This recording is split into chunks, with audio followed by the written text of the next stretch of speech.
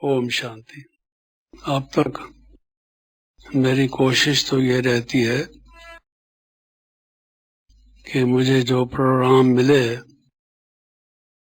वो उसके लिए मैं टाइम से पहुंचूं। मेरी वजह से लोगों को विलंब ना हो, रुकना ना पड़े।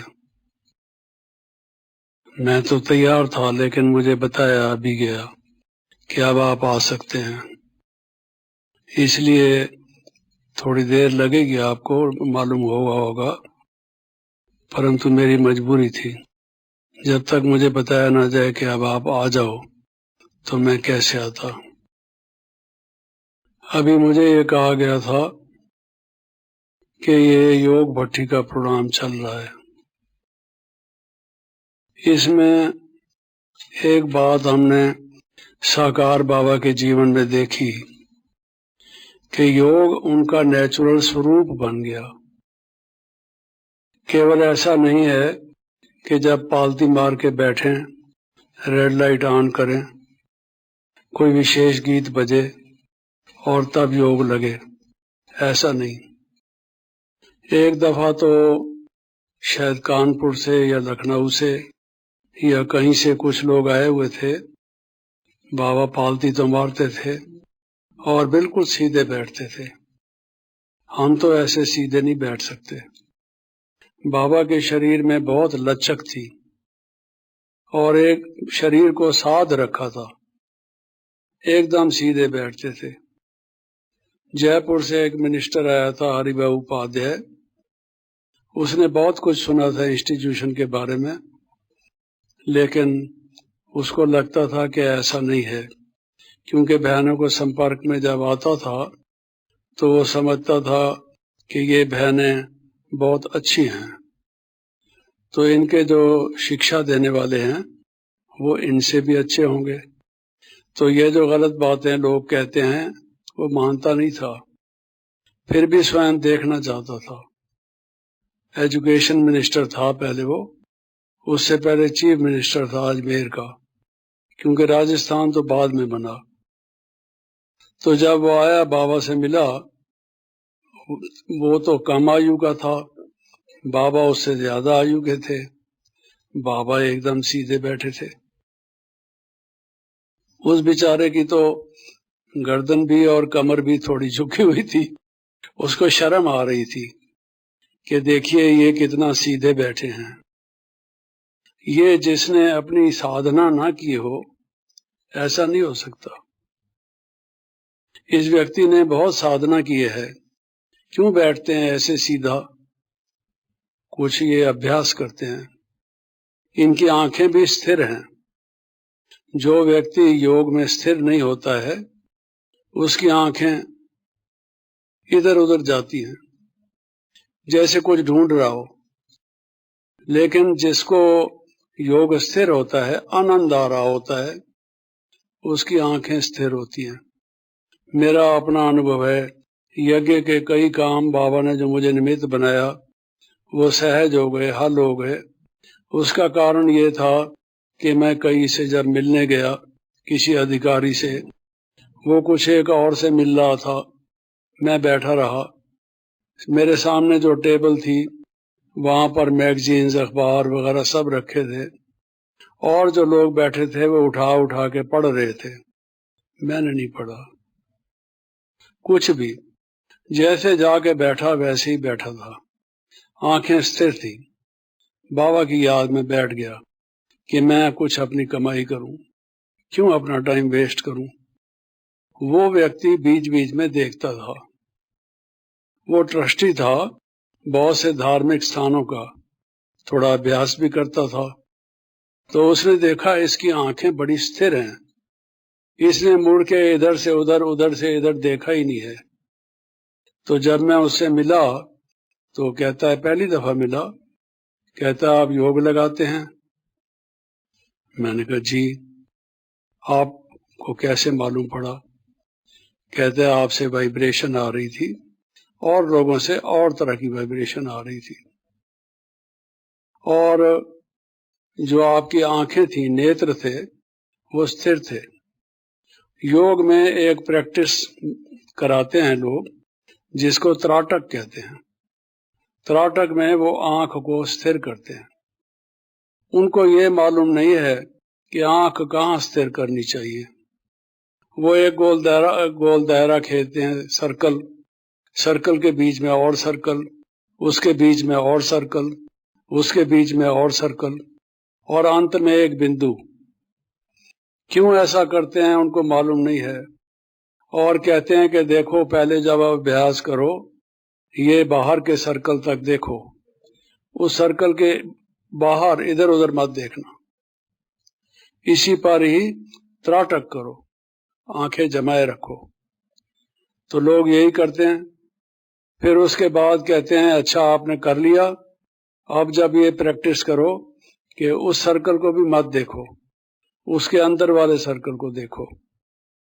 कराते कराते अंत में कहते हैं किसी भी सर्कल को मत देखो, बिंदु को देखो। ये एकाग्रता है।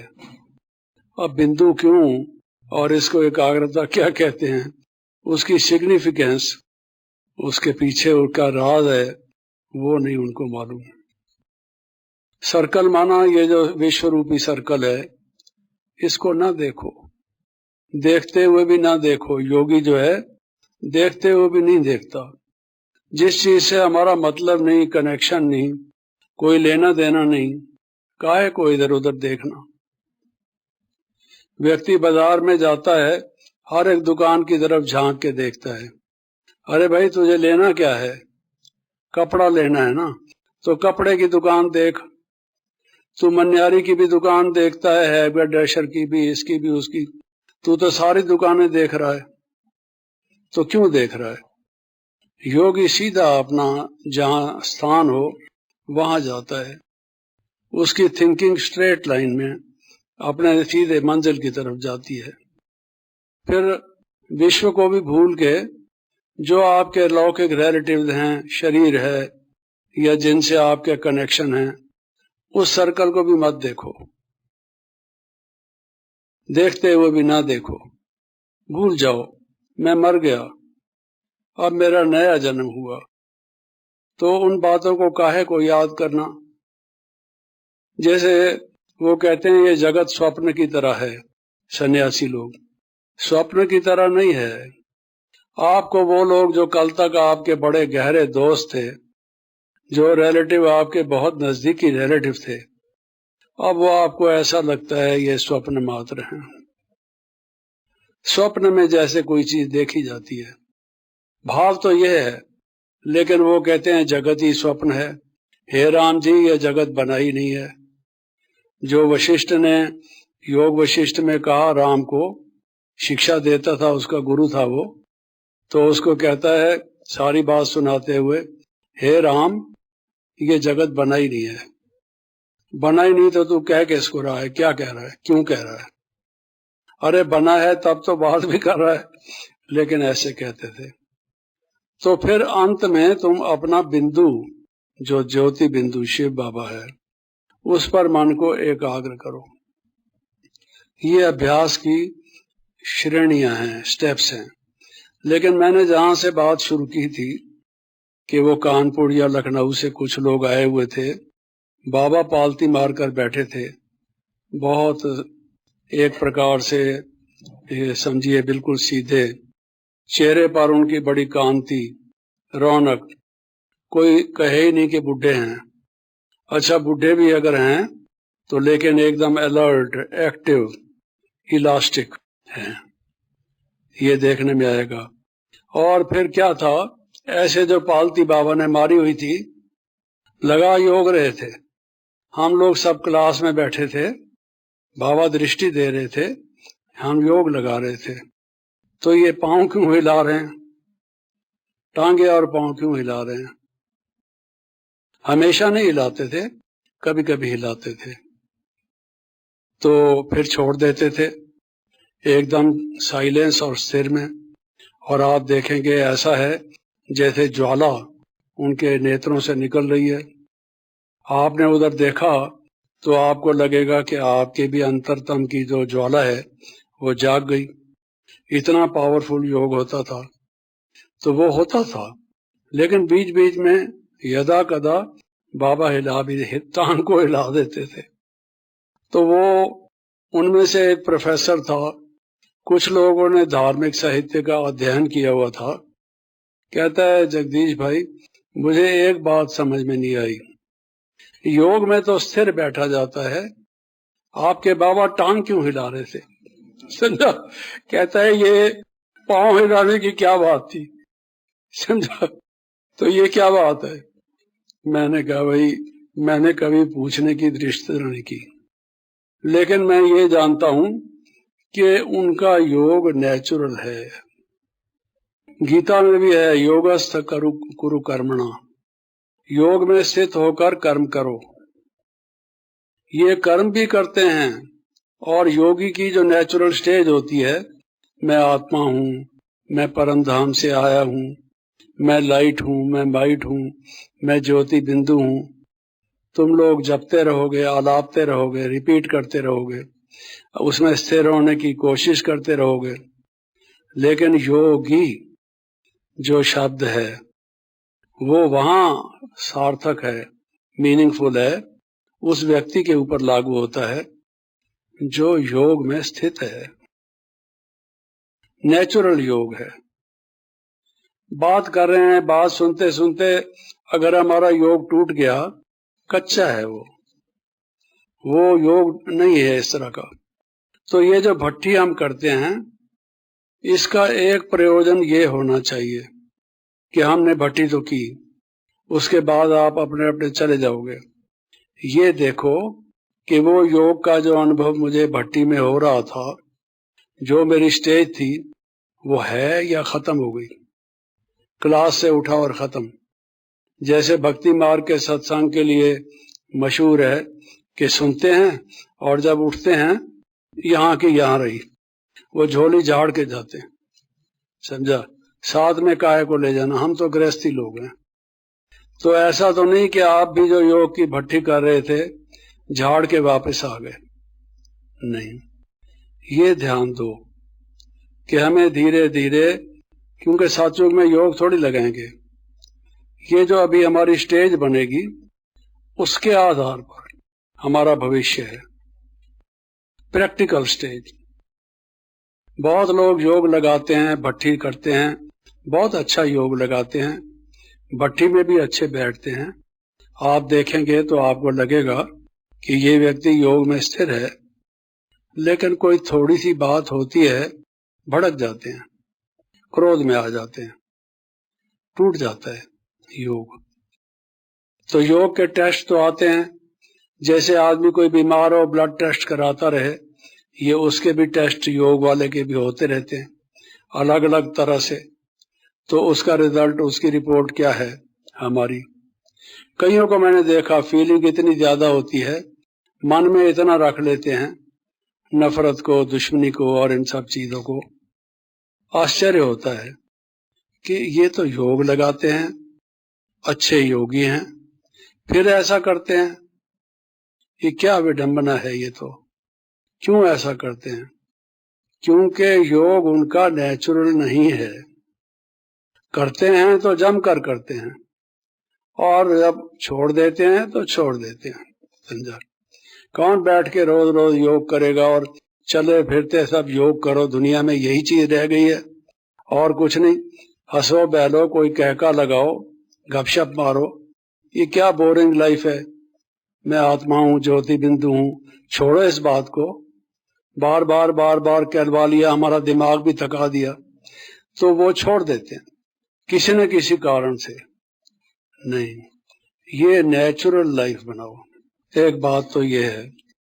दूसरी बात ये है, योग हम लोग किसी को समझाते हैं तो उसको कहते हैं योग माना जोड़ना, योग माना जोड़। आपको मालूम है जो गणित है, हिंदी में जो मैथमेटिक्स है, 2+2, 2 और 2, इंग्लिश में कहते हैं टोटल 4, और हिंदी में या संस्कृत में कहते हैं योग। दोनों का योग क्या हुआ? 4 टोटल। यानी उनका मिलने के बाद जो रिजल्ट है वो क्या है? जुड़कर क्या नतीजा निकला? तो योग माना जोड़, इसलिए लोग कहते हैं कि और तरफ से तोड़ो मन का नाता, एक ईश्वर से जोड़ो, ये योग है। लेकिन हमारा योग लगता है नहीं लगता है, उसका एक कारण ये होता है कि कई चीजें अभी हमारे मन में रही हुई हैं। ये मन की गहराइयां बहुत हैं। उन्होंने सागर के तट तक तो पहुंच के बड़े गहरे गहरे सागरों की गहराई माप ली, और आकाश तक भी आपको मालूम है रॉकेट से फायर कर करके और नेपच्यून और जुपिटर और ये और वो वहां तक भेजने की कोशिश की कि कितना ऊंचा है आसमान। पूरा नहीं कर पाए, ये तो बेअंत है, लेकिन जितना देख पाए पहले के जमाने की तुलना में तो काफी ऊंचे पहुंचे, माप ली। मन की गहराई मालूम करना और इसी तरह से उसकी ऊंचाई मालूम करना। ऊंचाई माना उसमें इतने अच्छे विचार आएंगे, इतने श्रेष्ठ विचार आएंगे कि आदमी अपना जीवन भी न्यौछावर करने को तैयार होगा, अपना स्वार्थ जरा भी नहीं देखेगा, दूसरे लोग खुश रहें। सर्वे भवन्तु सुखिना, सर्वे सन्तु निरामया, सर्वे भद्राणि पश्यन्तु, माँ कश्चित् दुख भाग भगवेत्। किसी के जीवन में दुख ना हो, हमसे देखा नहीं जाता, सब खुश हों, सब हेल्दी हों, वेल्दी हों, हैप्पी हों, उनके मन के ये उद्गार हैं। जब आदमी की अच्छी स्थिति हो तो ऐसे ऐसे अच्छे विचार आते हैं, और जब उसकी विचार थोड़े गिरते गिरते निकृष्ट होते हैं तो स्वार्थी बन जाता है, पक्का स्वार्थी, निरास्वार्थी। दूसरा मरता है तो मरने दो, जो पैदा हुआ है मरना तो उसने एक दिन है ही। अगर इसकी पहले भावी बनी हुई है तो आज ही मरने दो इसको, मुझे कोई परवाह नहीं, उसको कोई परवाह नहीं। ये एटीट्यूड हो जाता है मनुष्य का। ऐसे ही निकृष्ट विचार मनुष्य के आते हैं, इतना वो नीचे भी है, इतना ऊपर भी है। ऊपर इतना है कि भगवान तक पहुंच जाए जहां कोई साइंटिस्ट पहुंच नहीं सकता। नीचे है इतना कि जो महासुर हैं, असुर से भी बड़े असुर, असुरों के भी महामंडलेश्वर जो हैं तो चाहे वो ऐसा असुर बन जाए, सबको तंग करे, सबको परेशान करे, उसका होता है जियो और जीने दो, और वो कहता है ना जियो ना जीने दो, है जी। उसकी पॉलिसी ये है सबको तंग करो। वो कहते हैं देवता, असुर और मनुष्य प्रजापिता ब्रह्मा के पास गए कि महाराज आप जैसा बुद्धिमान कोई नहीं, आप हमारे लिए कुछ उपदेश कीजिए, कोई शिक्षा हमें दीजिए। तो उसने कहा दा दा, दा माना दो।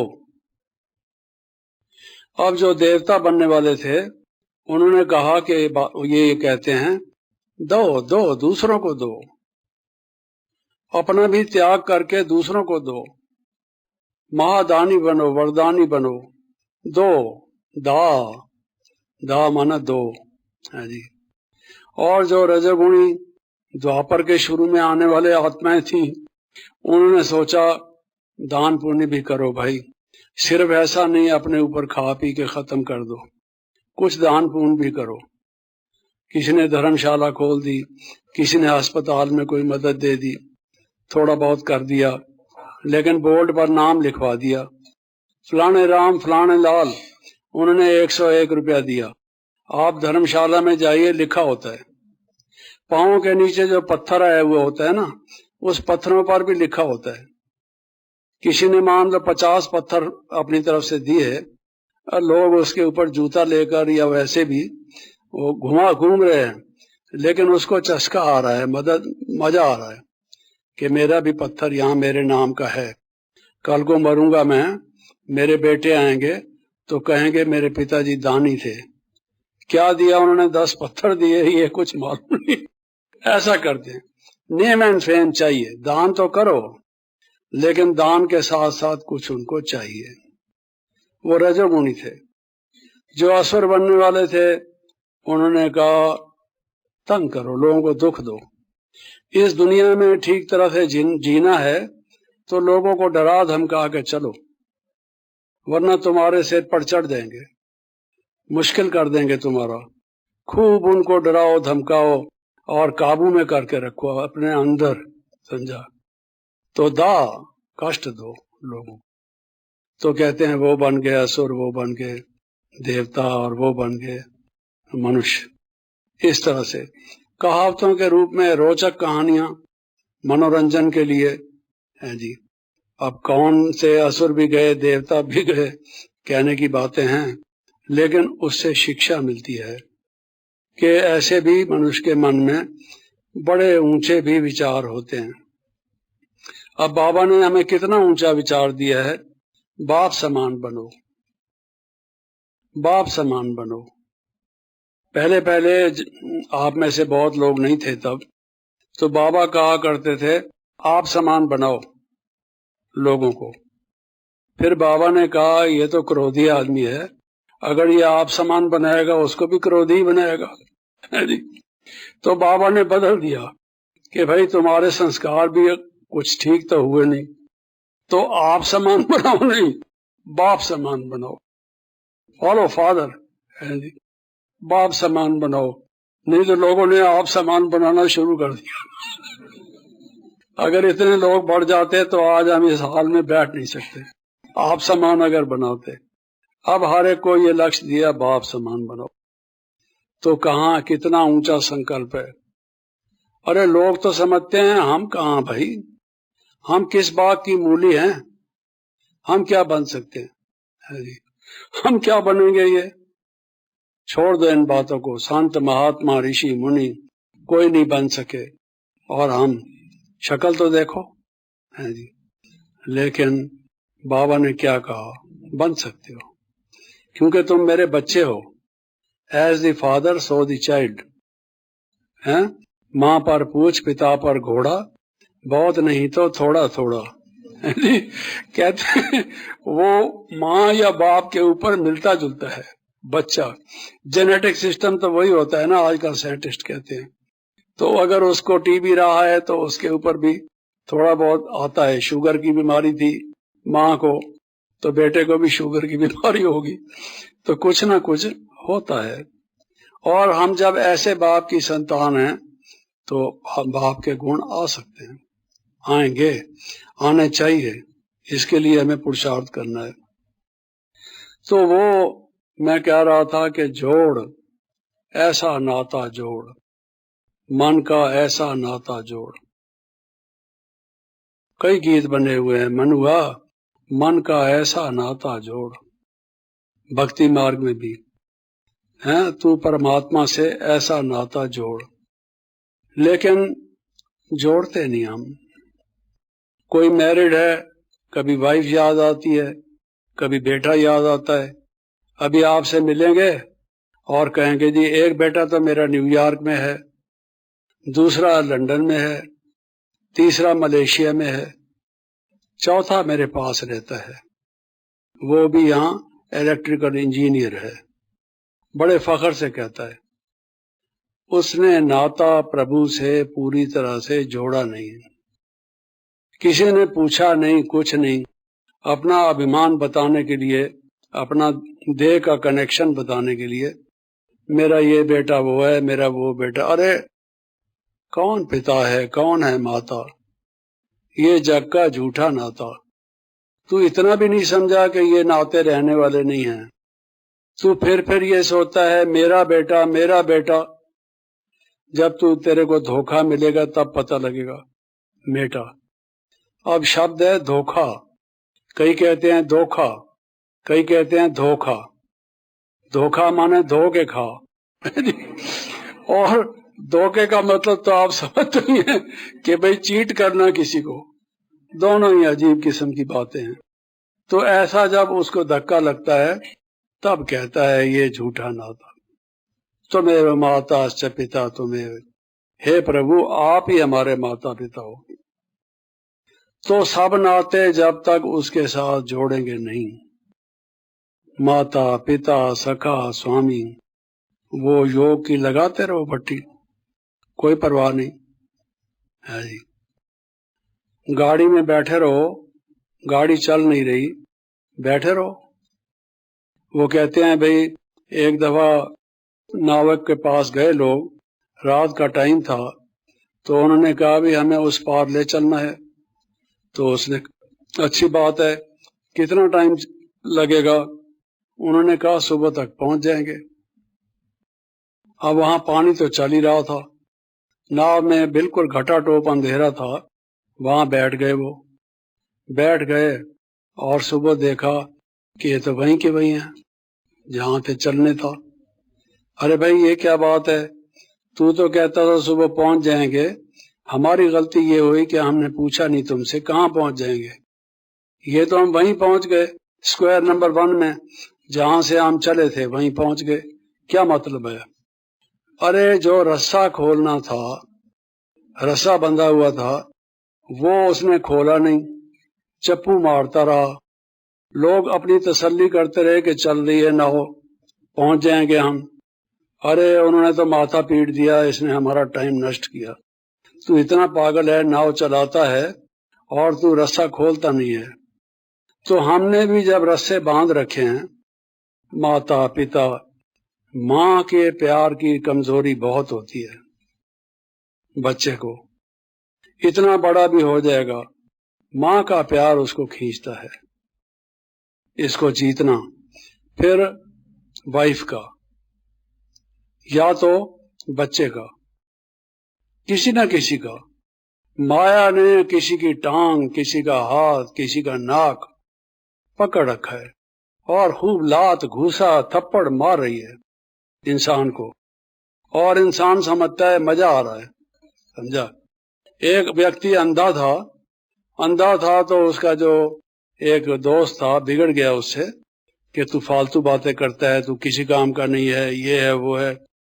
तो उनके यहाँ एक तरीका ये था कि जिससे बहुत ज्यादा नाराज हैं, बिगड़ गए, उसके मुंह को ऐसे कर देते थे हाथ से, जिसका मतलब ये है जा तू, खराब आदमी है तू, है जी। और वो समझ रहा है कि मुझे प्यार कर रहा है, क्योंकि अंधा है, और वो समझ खुश हो रहा है कि ये तो मेरे को प्यार कर रहा है। और वो आम भाषा में कहते हैं बुज्झा मारना, बुज्झा यानी किसी को ऐसे तरीके से करना। तो हमें पता नहीं है, माया हमारा सब कुछ लूट कर जा रही है, हैं? और फिर भी हम उसमें पड़े हुए हैं।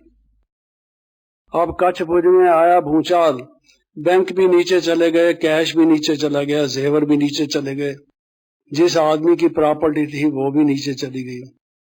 ओहो, फिर भी इंसान समझता नहीं है कि ये सब होने वाला है। बाबा ने कहा है इन आंखों से जो कुछ दिखाई दे रहा है वो रहने वाला नहीं है। ये अमेरिका की बड़ी बड़ी मंजिलें ये ताश के पत्तों की तरह से गिरेंगी, है जी, इत्यादि इत्यादि। फिर भी कहता है मैं बाबा का हूं, मैं ब्रह्मा कुमार हूं, बैज सुंदर से सुंदर लगाता है। समझा? तिलक लग रहा हो पहुंच जाता है, तिलक भी लगवा लेता है, सब कुछ करता है, लेकिन समझा नहीं। अरे समझा नहीं। हफ्ते का कोर्स आपने कराया, ये कोर्स नहीं कराया। जो ये धारणा की बातें हैं, कुछ उसके मन में वैराग्य है, तपस्या की बात है, कोई त्याग की भावना हो, कुछ भी नहीं। उसको तो इतना बड़ा इंस्टीट्यूशन मिल गया जहां धंधा करो, लोगों से परिचय करके धंधा करो, खूब पैसा कमाओ। ऐसी है माया। माया माठ अग्नि में जानी, राजा के घर रानी हुई बैठी, पंडा के घर पानी, संतो माया माठ अग्नि में जानी। ये हर एक को ठग रही है, लेकिन इंसान है अपने आप को ठगवाने में खुश है। बताइए। तो ये जोड़, जोड़ माना नाता जोड़।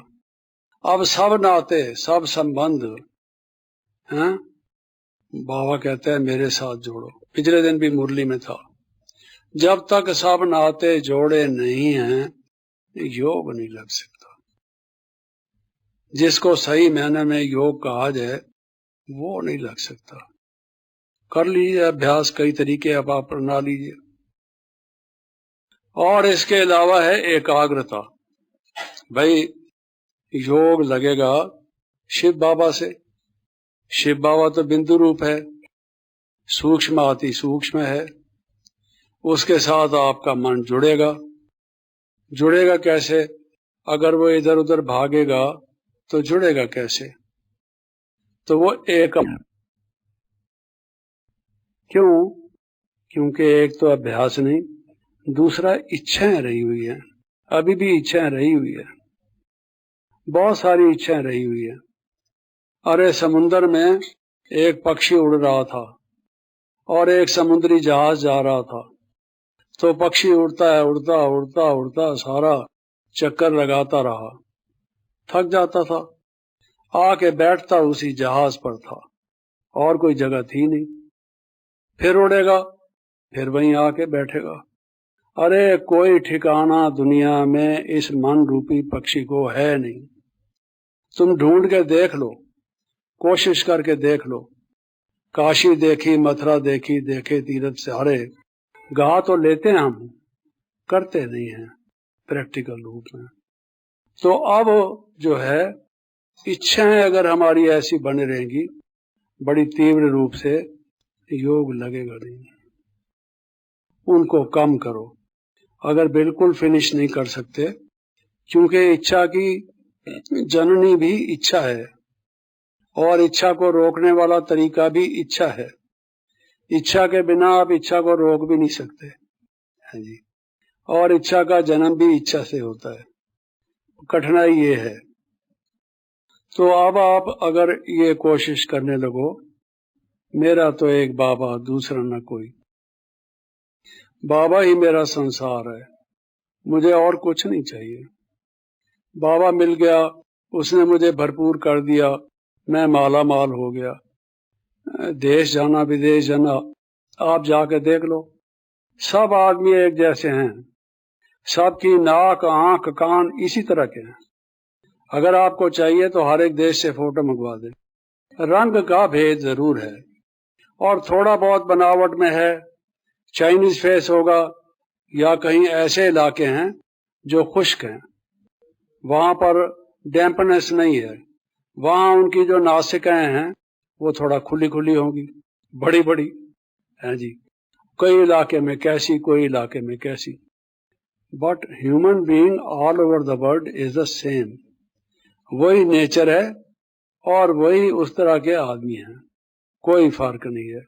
किसी के ऊपर एक रंग का प्लास्टिक चढ़ा हुआ है, किसी के ऊपर दूसरे का, और हम भरमा जाते हैं, माया हमें बरगला देती है। चलो ये तो देखा, आज तक मैंने कितने देश देखे? 6 देश देखे, ये तो कुछ भी नहीं। फलाने ने तो 10 देश देखे। हाँ जी, 10 तो देख लूं, 10 देखने बाद कहेगा नहीं पूरा डजन होना चाहिए, 12। 2 देश और देख लो। अरे तुम्हारी ये मिटने वाली नहीं है। काहे को भागता दौड़ता है? आपने देखा, कहावत है, एक पौराणिक कथा है कि शंकर ने कहा कार्तिकेय को और गणपति को कि दोनों में से जो विश्व का चक्कर लगा के पहले मेरे पास पहुंचेगा, सुना है ना ये? तो कार्तिकेय तो भागा भागा गया बेचारा, सांप इतना भागेगा कैसे? आप 3 मील भी भागो तो सांस चढ़ जाएगा जी। तो वो तो भागता रहा, गणपति गया ही नहीं। उसने कहा भाई तू भागता नहीं है, कैसे तेरा होगा? तो कहता है आप हैं जहां पर, मेरे लिए सारी दुनिया वही है। समझा? तो ये समझने की बात है। अरे मिल गया हमें दुनिया, हम इसलिए यज्ञ में आ गए कि बाबा आ गया है। अब हमने कहाँ जाना है, क्या करना है? जो काम हमारा बाप कर रहा है अब तो हमें वही करना है। हाँ जी। मेरे को कहा गया तुम कैसे छोड़ते हो, किससे पूछा है? मैंने कहा मैंने बाबा से पूछ लिया है, आप लोगों ने पूछना है तो पूछ लो। मैं अब यहां से कहीं जाऊंगा नहीं, मेरा पांव मुड़ता ही नहीं, संकल्प ही नहीं आता, जाऊंगा कैसे? जाता तो आदमी तब है जब उसका संकल्प आता है। संकल्प ही नहीं आता तो मैं कैसे जाऊंगा? नहीं, ऐसा नहीं होता है, तुम्हें जाना पड़ेगा। तो मैंने कहा भाई मेरे को संकल्प नहीं आएगा तो मेरे को कोई उठा के ले जाए बेशक, बाकी मैं तो जा नहीं सकता। खत्म कर दिया। तो उन्होंने भुवनेश्वर वाली जो संदेशी है उसको भेजा ध्यान में, ये ऐसे जिद कर रहा है, आप बाबा से पूछो। तो बाबा ने उसको कहा बच्चा समझदार है, जैसे करता है इसको करने दो, समझा। बेचारे चुप हो गए। तो फिर कहते हैं नहीं, एक चिट्ठी लिख दो साकार बाबा के लिए, जब वो उनका जवाब आएगा हम तब छुट्टी देंगे। तो क्यों आप छोड़ते हो? मैंने कहा आप सब भी तो रहे हुए हैं। कहते हैं हमारे सरकमस्टांसेस अलग थे, किसी का पति मारता था, किसी ने उसको कहा निकल जाओ घर से, ये वो, इन हालात में आए थे। बाकी हमारी कोई फिलॉसफी, कोई हमारा चिंतन इस प्रकार का नहीं है कि छोड़ना है जी। मैंने कहा ठीक बात है, वो आपके सरकमस्टांसेस थे, मेरे सरकमस्टांसेस और हैं। जब मेरी बुद्धि ने यह समझ लिया कि स्वयं भगवान आए हैं, मैं अपनी बुद्धि से उस बात को कैसे निकालूं? या तो ले जाओ मुझे किसी मेंटल हॉस्पिटल में, मेरा ऑपरेशन कराओ। मेरी बुद्धि में वो ठुस गया है, बैठ गया है, और आप लोगों ने ही बिठाया है जी। तो मेरा क्या कसूर है आप बताइए? मैं नहीं जाऊंगा अब, है जी। तो चिट्ठी लिख दो तुम बाबा को। चिट्ठी लिख दी मैंने। तो जैसे बाबा को चिट्ठी भेजी, बाबा ने यहाँ चिट्ठी भेजी सेंटर पर, तो दोनों के लेटर क्रॉस हुए। तो बाबा ने लिखा कि बच्चे से पूछो अब ये क्या करता है, छोड़े ना उस चीज को, अब ये बाबा की सेवा करे यज्ञ में। तो उन्होंने देखा कि भाई जिस टाइम इसके मन में संकल्प आया है, बाबा के मन में भी वही संकल्प था, वही इसको टच हुआ है या क्या है। मैंने कहा आप देख लो। तब मुझे छुट्टी मिली, आप सबके लिए दरवाजा खोला। उससे पहले आने की कोई इजाजत नहीं थी, हम आपको बताएं। ये जो नया पुरुष शुरू हुआ उसमें सबसे पहले मैंने सरेंडर किया, कोई बहन और किसी भाई ने सरेंडर नहीं किया था। अब आप जो सरेंडर किए हुए हैं, जितना भी जैसे भी, ये साथ में शब्द ब्रैकेट में जोड़ देता हूं, तो वो संभव ऐसे हुआ। फिर ये परंपरा शुरू हुई एक प्रकार से। लेकिन बात यह है, जब बाबा मिल गया, अरे अब क्या करने का है? समझा है कि नहीं समझा? अगर सचमुच में समझा है, बाबा आ गया है, वो कार्य कर रहा है, तब तो बात है। अगर आपने समझा ही नहीं, छोड़ो, जाओ अपना काम करो, पैसा कमाओ, कोई नेताजी बन जाओ, कोई प्रसिद्ध लेखक बन जाओ, कोई कवि बन जाओ, कोई कुछ करो, जाओ संसार में कुछ करो। इसका मतलब समझा नहीं है। और अगर समझ लिया है, सचमुच में समझ लिया है, तो हम बैठे हैं बाबा के द्वार। बाकी मैं सार रूप में यही कहना चाहता था कि सब संबंध बाबा से जोड़ना एक बात, दूसरा ये कि इच्छाओं को कम से कम करना, तीसरा ये कि योग को नेचुरल बनाने की कोशिश करना, और फिर इसके अलावा मन को एकाग्र करने का अभ्यास करना। और साथ साथ ये तभी होता है जब बाबा से प्यार हो हमारा अनन्य। ये होगा तब हमारी योग की भट्टी की जो अग्नि है वो धधकेगी, बहुत बढ़िया अनुभव होगा, ये अच्छा रहेगा। ओम शांति।